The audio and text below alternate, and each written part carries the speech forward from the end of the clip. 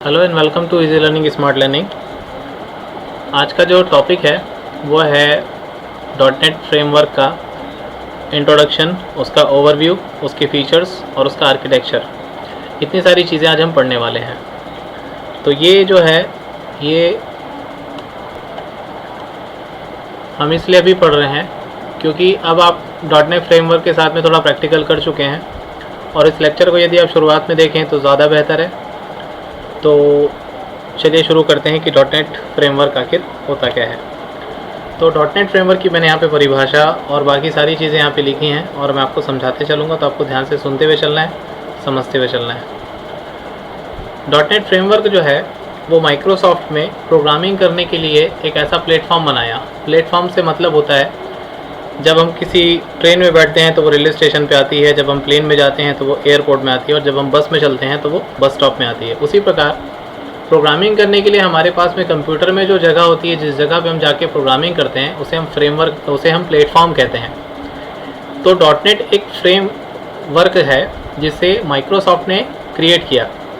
तो एक तरीके से ये एक ऐसा ब्रांड बन गया जिसमें बहुत सारी जो टेक्नोलॉजी हैं, मतलब अलग अलग प्रकार की टेक्नोलॉजी पे, यहाँ पे ध्यान दीजिएगा, इसमें एक ही टेक्नोलॉजी का इस्तेमाल नहीं किया, इसमें कई प्रकार की टेक्नोलॉजी का इस्तेमाल करके इसे बनाया गया। और इसमें ऐसी ऐसी सर्विसेज और ऐसे ऐसे पॉसिबिलिटीज़ दी गई कि आप इससे बहुत सारे ऐसे ऐसे आयाम नए नए निकाल सकते हैं प्रोग्रामिंग के। क्योंकि ये डॉट नेट जो है ये लगभग सन 2001 से शुरू हुआ और इसके पहले जितने भी प्रोग्रामिंग लैंग्वेजेस होते थे वो या तो आपको पता होगा जैसे केवल कमांड के द्वारा जो चीज़ कंप्यूटर चलाई जाती थी, केवल वैसे ही प्रोग्राम्स मार्केट में आए जाते थे और जिन्हें बनाना बहुत ज़्यादा कॉम्प्लिकेटेड होता था। और किस लेवल का कॉम्प्लिकेशन होता था, कौन सी प्रोग्रामिंग लैंग्वेज होती थी, वो हम आगे देखने वाले हैं। लेकिन डॉट नेट की परिभाषा देख रहे हैं तो इसमें नई टेक्नोलॉजी, नई संभावनाएँ और नई सेवाएँ शुरुआत की गई। उसके बाद में डॉट नेट फ्रेमवर्क को ऐसा बनाया गया कि ये किसी भी कंप्यूटर सिस्टम में चल सके। मतलब देखिए, जावा जो था वो उसका मेन कॉम्पिटिटर हुआ करता था और प्रोग्रामिंग लैंग्वेजेस जो थी वो ऐसी थी कि जो एक सिस्टम में चलती हैं वो दूसरे में नहीं चलती थी।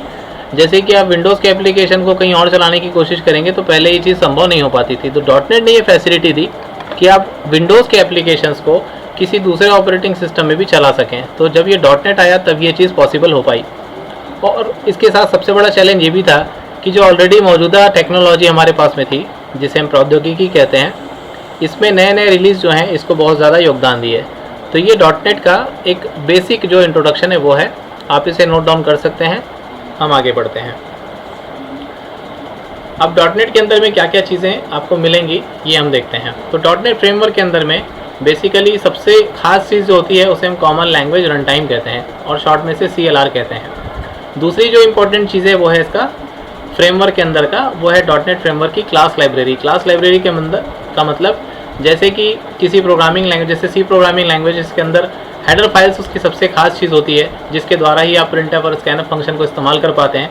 वैसे ही डॉट नेट फ्रेमवर्क में इसकी क्लास लाइब्रेरी है जिसके द्वारा ही आप किसी काम को पूर्ण कर पाते हैं। और कॉमन लैंग्वेज रन टाइम क्या है ये आगे के हम स्लाइड्स में देखेंगे।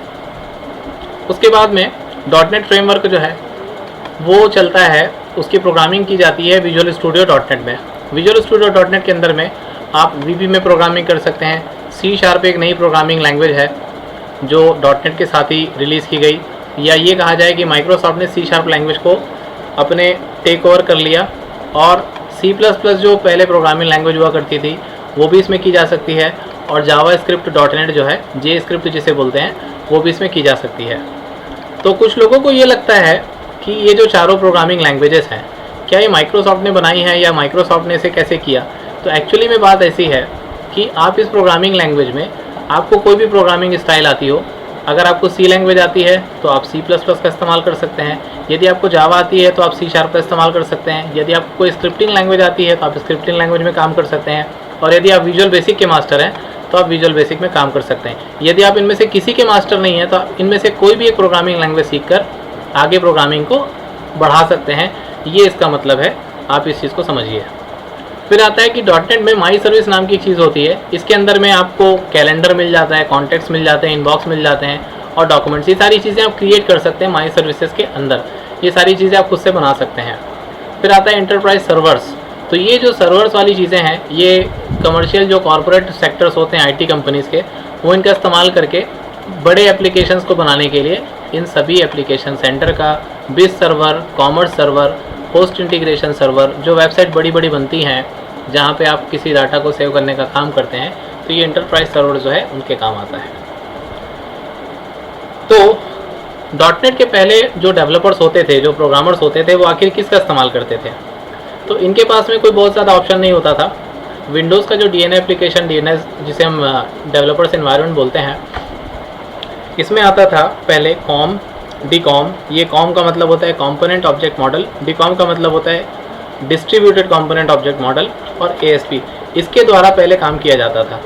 इसके अलावा VB स्क्रिप्ट लैंग्वेज भी पहले काम किया जाता था, लेकिन VB स्क्रिप्ट .NET के आने के बाद से डिसअपियर इसलिए हो गया क्योंकि विजुअल बेसिक .NET इतना ज़्यादा कैपेबल था कि इसमें आप बहुत सारे अलग अलग काम कर सकते हैं, और ASP में ASP.NET आने के बाद से VB स्क्रिप्टिंग की ज़रूरत पड़नी ही बंद हो गई। तो VB स्क्रिप्ट पुराने ज़माने की लैंग्वेज होने लग गई। उसके बाद में .NET के साथ साथ इसने ADO मतलब एक्टिव डेटा ऑब्जेक्ट्स इन्हें बोला जाता है, जिसके द्वारा डाटाबेस की प्रोग्रामिंग की जाती है। तो ये जो चीज़ है इसको भी इसने इंक्लूड कर लिया जो पहले की जाती थी। तो आप यहाँ पे देख सकते हैं कि ये जो नाम लिखे हुए हैं, com, डीकॉम, ASP, VB script, ADO और विजुअल स्टूडियो के VB और C++, इन सभी चीज़ों को एक जगह पे .NET ने अपने साथ जमा लिया। उससे प्रोग्रामर को ये फ़ायदा मिलने लगा आगे कि पहले तो जो डेवलपर जो है इन सब का अलग से इस्तेमाल करते थे, लेकिन अब क्या होने लगा कि एक ही जगह पर विजुअल स्टूडियो में ये सारी चीज़ें मौजूद रहने लगी। आप जिसमें चाहे उसमें प्रोग्रामिंग कर सकते हैं। फिर यहाँ पे अगला पॉइंट बोलता है कि द .NET फ्रेमवर्क की सक्सेसर टू विंडोज़ DNA, मतलब जो विंडोज़ का DNA था, ये इसका सक्सेसर, मतलब आगे बढ़ाने के लिए इन्होंने .NET फ्रेमवर्क को चलाया। इसलिए .NET फ्रेमवर्क सन 2001 में आया, लेकिन चलने के लिए अभी तक सबसे ज़्यादा सक्सेसफुली चल रहा है। और जितने भी डेवलपमेंट्स होने लगे, पहले मेनली C++ में हुआ करते थे, अब किस में होने लगे? .NET फ्रेमवर्क में ही। मतलब माइक्रोसॉफ्ट का जो खुद का बनाया हुआ फ्रेमवर्क है, उसी में डेवलपर्स लोगों को काम करना पड़ा, और उन्होंने काम कर करके नए नए ऑपरेटिंग सिस्टम बनाए। तभी आप देखते हैं कि पहले के जो ऑपरेटिंग सिस्टम्स होते थे विंडोज़ के, मैं खास विंडोज़ की बात कर रहा हूँ, उसमें बहुत ज़्यादा ग्राफिक्स नहीं हुआ करती थी। लेकिन अब के जो विंडोज़ 10 आ रहे हैं, विंडोज़ 7 के बाद से जितने भी, या विंडोज़ विस्टा से सिलसिला चालू हुआ, इसके बाद से जितने भी ऑपरेटिंग सिस्टम आते जा रहे हैं, ग्राफिक्स में बहुत ज़्यादा अच्छे दिखाई देने वाले, बहुत ही अच्छे फीचर्स के साथ में दिखते हैं। फिर आता है आपका .NET फ्रेमवर्क में इम्प्रूवमेंट क्या क्या है। तो .NET फ्रेमवर्क में यहाँ पे सबसे पहले इंट्रोड्यूस करा रहा हूँ मैं कॉमन लैंग्वेज रन टाइम का। तो ये जो है, जो आपके डेटा टाइप होते हैं और जितनी भी सेवाएं होती हैं, जितनी भी सर्विसेज होते हैं, उसको एक समान सेट प्रदान करती है। मतलब आपको ये देखने की ज़रूरत नहीं है कि आप कौन सा डेटा टाइप का इस्तेमाल कर रहे हैं, आपको बस ये करना है कि आप जिस चीज़ का भी इस्तेमाल करें उसको बिल्कुल एक समान सेट मतलब इस काम इसका ऐसा है कि आप काम कुछ भी करें, आपको सर्विसेज बहुत अच्छी मिलने वाली हैं। चाहे आप किसी भी भाषा में, यहाँ पे सभी भाषाओं का मतलब आप कोई भी प्रोग्रामिंग लैंग्वेज का इस्तेमाल करें, तो यहाँ पे आप किसी भी प्रोग्रामिंग लैंग्वेज का इस्तेमाल कर सकते हैं। किसी भी का मतलब ये है कि जिसको हमने अभी पिछले लेक्चर्स में डिस्कस किया, पिछले स्लाइड्स में डिस्कस किया, जिसमें VB.NET आता है, C# आता है, आप किसी भी प्रोग्रामिंग लैंग्वेज का इस्तेमाल कर सकते हैं जो कि .NET फ्रेमवर्क पे आधारित है। इसका आगे एक डायग्राम दिखाऊंगा मैं आपको, उसमें आपको ये चीज़ और अच्छे से क्लियर हो जाएगी। दूसरा पॉइंट यहाँ पे इम्प्रूवमेंट क्या है .NET में, कि .NEट फ्रेमवर्क क्लास लाइब्रेरी सामान्य कार्यों के लिए स्टैंडर्ड क्लास का एक बड़ा सेट प्रदान करती है। मतलब आपको कोई भी समान काम करना है, उसके लिए इतनी बड़ी लाइब्रेरी आपके पास में। आप ये सोचिए कि अगर आप 12th क्लास में हैं और आपको फिजिक्स पढ़ना है, और फिजिक्स के लिए आपको एक बहुत बड़ी हॉल मिल जाए पढ़ने के लिए, जहाँ किताबों से खचाखच वो भरा हो केवल फिजिक्स के बारे में, तो आपको कैसा लगेगा? ये बिल्कुल ऐसी बात है। छोटा सा भी आपको काम करना है तो आपके पास में इतनी बड़ी लाइब्रेरी है, इतने सारे क्लासेस हैं कि आप उस छोटे से काम को बहुत अच्छी तरीके से अपने दिमाग से कर सकते हैं। तो एक बड़ा सेट प्रदान करती है, और .NEट फ्रेमवर्क पर आधारित सभी भाषाओं द्वारा उपयोग किया जा सकता है। और अच्छी बात यह है कि आप इसको किसी भी लैंग्वेज में, मतलब ना केवल फिजिक्स के लिए, मेरे उदाहरण में आप केमिस्ट्री, बायोलॉजी, हर चीज़ के लिए आपको इतनी बड़ी बड़ी लाइब्रेरी मिलती है कि आप किसी भी चीज़ का इस्तेमाल आसानी से कर सकते हैं। तो ये डायग्राम जो है जिसके बारे में भी बात कर रहा था, ये .NEट का आर्किटेक्चर है। ये आर्किटेक्चर यदि आपके एग्जाम में आता है तो आप इस पर्टिकुलर डायग्राम को बना सकते हैं। तो इसमें होता क्या, देखिए, सबसे निचला जो स्तर है इसका वो है विंडोज़ का ऑपरेटिंग सिस्टम, जिसके ऊपर में आप कोई भी प्रोग्राम को क्या कर रहे होते हैं, रन कर रहे होते हैं CLR के द्वारा। तो CLR जो होता है, इसका मेन काम क्या होता है, ये आपको यहीं से दिख जाएगा। आप जो भी प्रोग्राम बनाते हैं, ये मैं एक लाइन खींच दे रहा हूँ, ये आपका प्रोग्राम है। ये प्रोग्राम कहाँ पर रन हो रहा है? विंडोज़ में। तो ये पूरे प्रोग्राम को जो कनेक्ट करता है विंडोज़ ऑपरेटिंग सिस्टम से वो कौन है? वो है कॉमन लैंग्वेज रन टाइम। यदि आपको समझ में आ गई हो बात तो बहुत अच्छी बात है, वरना आगे हम इसके बारे में और भी चर्चा करने वाले हैं। अब आपके पास में प्रोग्रामिंग लैंग्वेज इतनी सारी हैं, ये आपके सारे के सारे क्या हैं? प्रोग्रामिंग लैंग्वेजेस है। विंडोज़ फॉर्म हो गया VB.NET का, इंटरप्राइज सर्विसेज जो हम सर्वर्स की बात कर रहे थे जिससे कॉर्पोरेट सेक्टर इस्तेमाल करते हैं। फिर आपके आगे जितने भी प्रोग्रामिंग लैंग्वेजेस है, C# हो गया, JScript हो गया, ये सब इसी लाइन में आ जाएंगे। आप इनमें से किसी भी प्रोग्रामिंग लैंग्वेज में काम करें, .NET फ्रेमवर्क की क्लास लाइब्रेरी के द्वारा आप क्या करते हैं? प्रोग्रामिंग करते हैं। और इससे आप क्या क्या बना सकते हैं वो यहाँ पे लिखा हुआ है।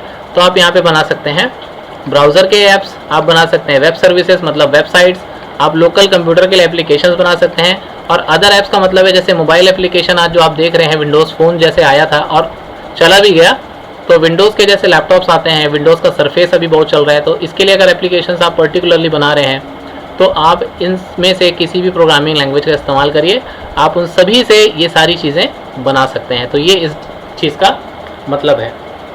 तो उम्मीद है डायग्राम आपको समझ में आया होगा, और इसके लिए आप थ्योरी जो है इंटरनेट से डाउनलोड कर सकते हैं, और आपकी बुक से भी आप देख सकते हैं कि .NET का आर्किटेक्चर आखिर होता क्या है। इसमें मतलब यही है कि बस यहाँ पे प्रोग्रामिंग लैंग्वेजेस है जिसके द्वारा आप एप्लीकेशन डेवलप करते हैं, लाइब्रेरीज़ के द्वारा जिसको सपोर्ट करता है कॉमन लैंग्वेज रन टाइम, और विंडोज़ में आप इसको क्या कर सकते हैं? रन कर सकते हैं।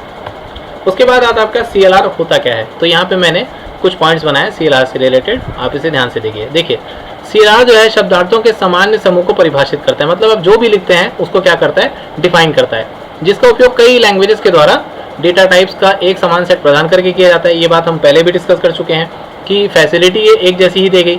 तो जैसे इनहेरिटेंस है के लिए विनिर्देश और बहुत कुछ, मतलब विनिर्देश का मतलब होता है स्पेसिफिकेशन। तो आप कोई भी चीज़ को स्पेसिफाई कर सकते हैं कि आप क्या बनाना चाह रहे हैं। तो आप जो भी बनाना चाह रहे हैं CLR उसको समझता है और आगे बढ़ाने का काम करता है। CLR सिंटैक्स के बारे में कुछ नहीं सोचता, मतलब इसका ये है कि आप अपनी पसंदीदा प्रोग्रामिंग लैंग्वेज को चुनें और चुनने के बाद उसे प्रोग्राम बनाएं। तो CLR को इससे मतलब नहीं है कि आप कौन सी प्रोग्रामिंग लैंग्वेज चुन रहे हैं, आप जो भी लिखेंगे ये समझ जाएगा, क्योंकि आप जो माइक्रोसॉफ्ट के द्वारा प्रदान की गई 4 प्रोग्रामिंग स्टाइल हैं उसमें से किसी एक से ही बनाएंगे। तो इसलिए CLR जो है इतना इंटेलिजेंट हो गया है। तो CLR सबसे इंपॉर्टेंट चीज़ होता है .NET फ्रेमवर्क का, इस बात को ध्यान रखेंगे। आगे स्वचालित मतलब होता है ऑटोमेटिक, ऑटोमेटिक रूप से गार्बेज संग्रह। तो गार्बेज का मतलब क्या होता है? कचरा।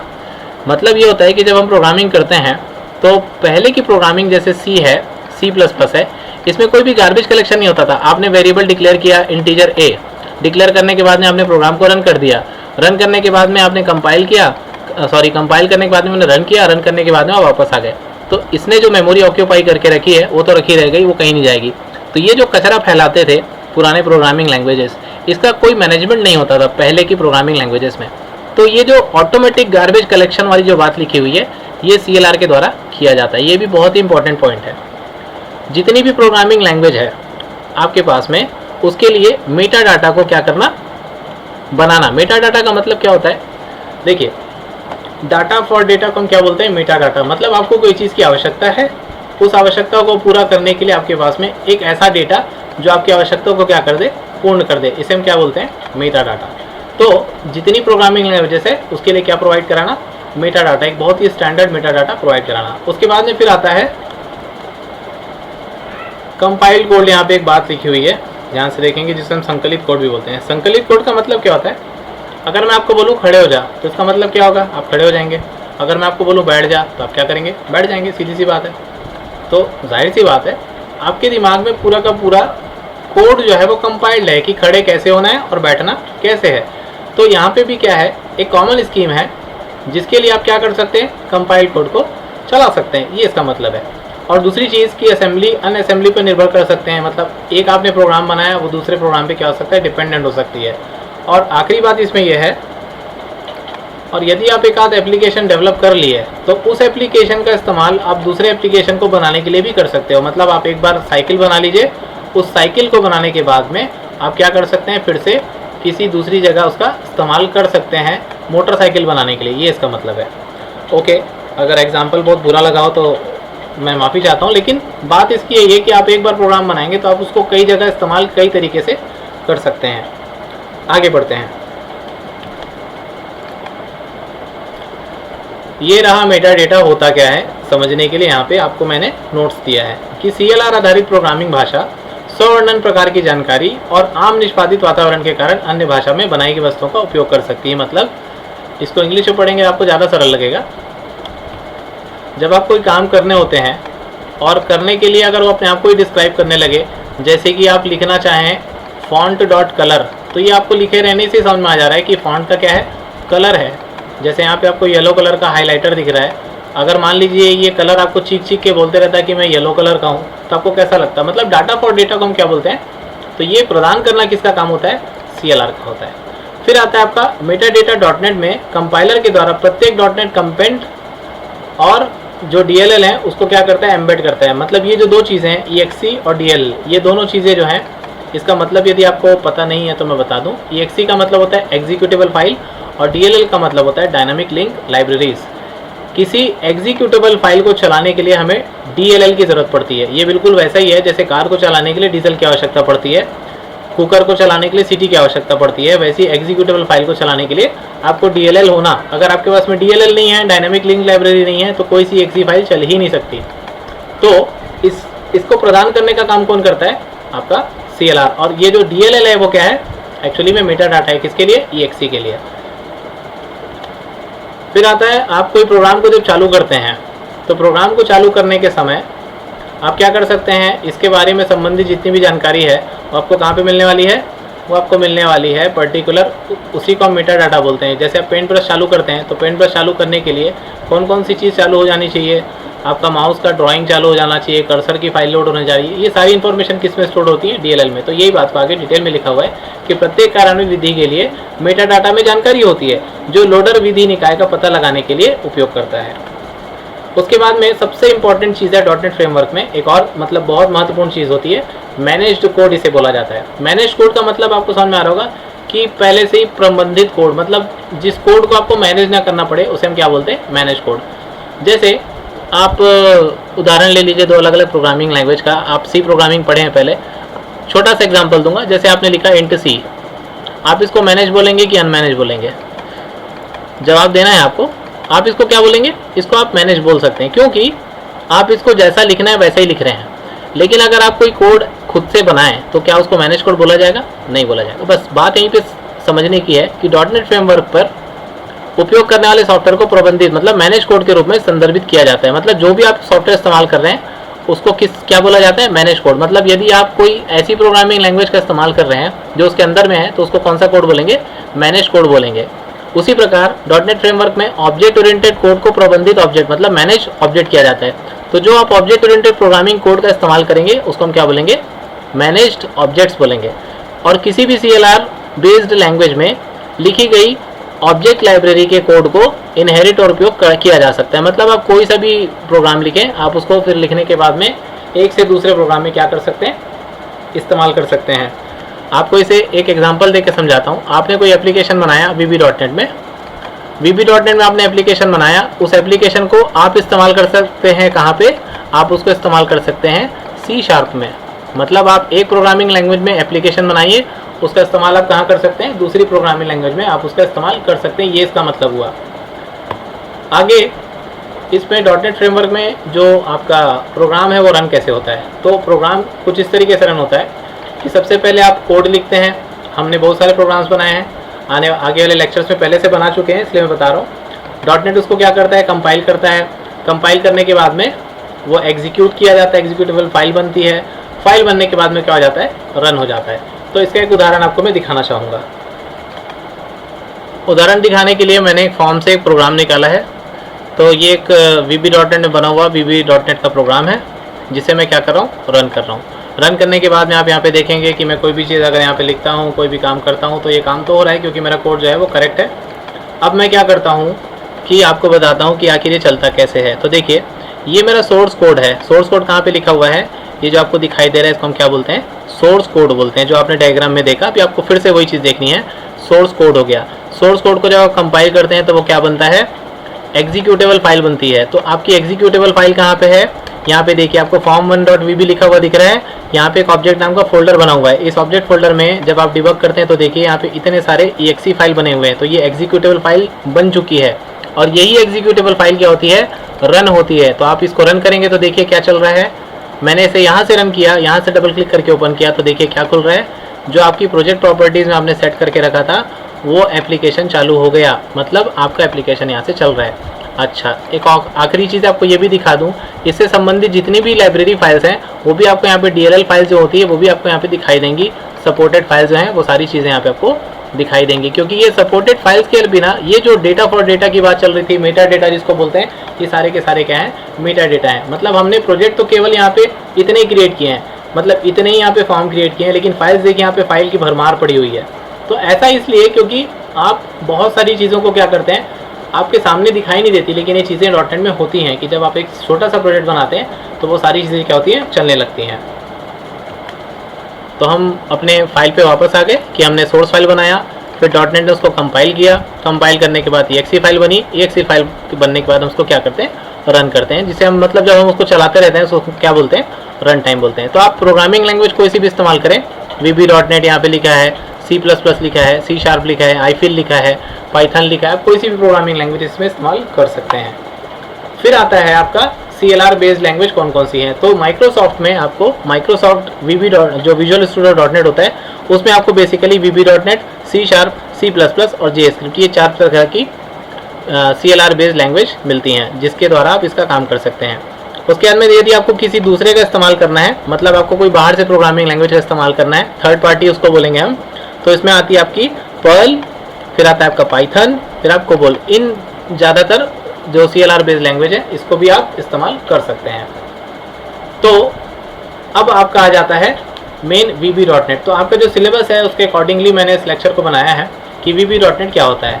तो हम यहाँ से शुरू कर रहे हैं VB.NET। ये बहुत ही थोड़ा सा बचा है, इसको बस ध्यान से सुनिए, ख़त्म होने वाला है, क्योंकि प्रेजेंटेशन अक्सर बोरिंग लगते हैं, पर मैंने कोशिश किया है कि मैं बोलूँ ऐसा कि आपको बांध के रखूँ आखिरी तक।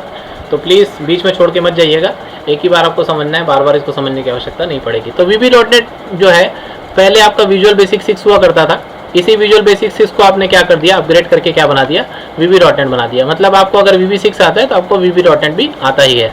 ओके, VB स्क्रिप्ट को कम्प्लीटली हटा दिया गया, क्योंकि VB स्क्रिप्ट मैंने आपको पहले ही बताया था कि VB स्क्रिप्ट अब इसमें रहा ही नहीं, क्योंकि भाई अब ऑलरेडी आपके पास VB.NET है, तो आप नई तकनीक के रूप में VB.NEट का इस्तेमाल करिए।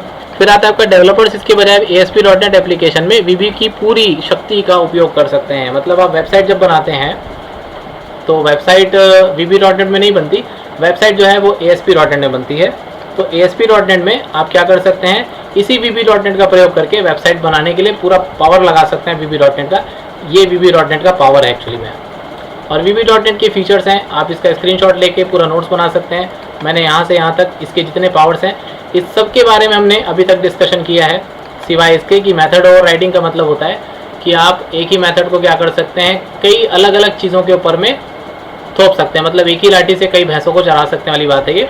तो ये मेथड्स ओवरराइडिंग कहलाता है। एक्सेप्शन हैंडलिंग का मतलब होता है यदि आपके प्रोग्राम में कोई आपको लगता है कि प्रॉब्लम हो सकती है तो आप उसको क्या कर सकते हैं, हैंडल कर सकते हैं, जबकि आपको पता है कि ऐसी प्रॉब्लम हो सकती है। अब आप बोलोगे सर मेरे को कैसे पता चलेगा कि मेरे प्रोग्राम में प्रॉब्लम आ सकती है। तो भाई इसका आप एग्जांपल लीजिए, आप मोटरसाइकिल चला रहे हो, आप नहीं गिरोगे क्या, आप अगर अनबैलेंस हो गए तो आप गिर सकते हो ना, तो आप क्या करते हो, आप हेलमेट लगाते हो। एक्सेप्शन हैंडलिंग उसी को बोलते हैं कि जब आप प्रोग्रामिंग कर रहे होते हो और प्रोग्राम में ऐसा हो सकता है कि लूप इन्फिनिटी हो सकता है, आपको ऐसा अनुमान है कि आप अगर ऐसा कर सको तो उसको हम क्या बोलते हैं, एक्सेप्शनल हैंडलिंग बोलते हैं। उसके अंदर फुल क्या है, ये मल्टी थ्रेडिंग को सपोर्ट करता है, मतलब आप इसे बहुत सारे थ्रेड्स बना सकते हो, मतलब प्रोसेसर का पूरा यूटिलाइजेशन करके आप प्रोग्रामिंग को कर सकते हो। तो ये सारी चीज़ें हैं, आप इसको पढ़िए। अगर आपको कोई सवाल है तो मैं आपको नीचे ज़रूर जवाब दूंगा। आगे के जो लेक्चर्स हैं इस प्लेलिस्ट में मैं इसको सबसे पहले ऐड करने वाला हूँ, तो आगे के लेक्चर्स में आप इन सारी चीज़ों का जो टर्मिनोलॉजी यहाँ पे दी हुई है इन सभी के बारे में आपको जानकारी मिलती रहेगी। और बस थैंक यू वाला जो है वो पेज आ चुका है। तो मुझे तो बहुत मज़ा आया, आप लोगों को आया कि नहीं आया वो आप लोग लाइक बटन या डिसलाइक बटन दबा के बताएंगे और कमेंट सेक्शन में सवाल करके बताएंगे कि ये जो हमने इंट्रोडक्शन, ओवरव्यू और फीचर्स का डिस्कशन किया है और आर्किटेक्चर भी समझा है .NET का, ये आपको समझ में आया कि नहीं आया। Thank you very much. अगले लेक्चर में बहुत जल्द मिलते हैं, बने रहिए हमारे साथ।